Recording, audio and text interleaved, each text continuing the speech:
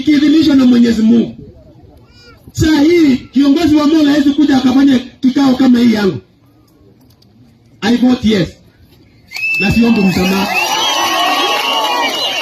Sababu yes, nilikuwa najua yes itakuja na hii barabara yetu ya Kiambarere Kisii.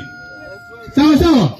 Nilikuwa najua yes, sababu nimesoma finance bill. Kwa niaba yenu, nataka niambie watu wa Molo, poleni sana.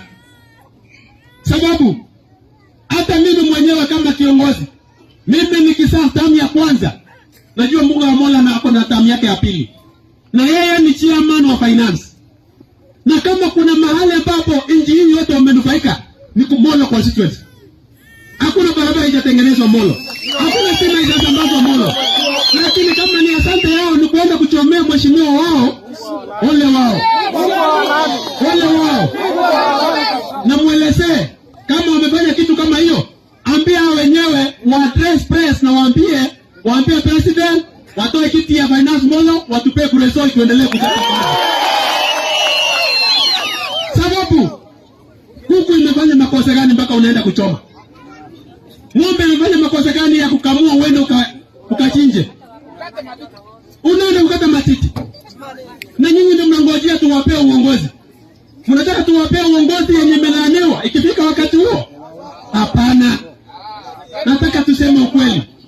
Sababu kwa sasa hata mimi nimeshangaa ya kutosha. Hiyo laana yenye imetokea mahali hapo.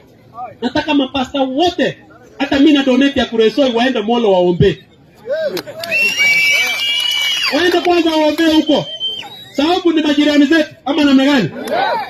Molo ni kwetu. Mazaa mingi tuko Molo. Nataka kusikia maneno kama hiyo.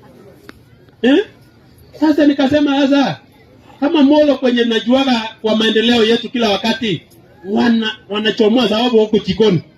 Unajua mbunga wa Molo ako Chikoni kidogo. Yeye ni chairman. Anachomoa kidogo mbele yangu. Kitamo mimi nifike kama hasla ameshaenda na ya kwanza. Hata sasa asante yako sasa ni kwenda kuchomea kwako. Hai? Bana. Tunaikemea. Tunaikemea. Na tunasema ishindwe. Na hii ni katika jina la Yesu au Mungu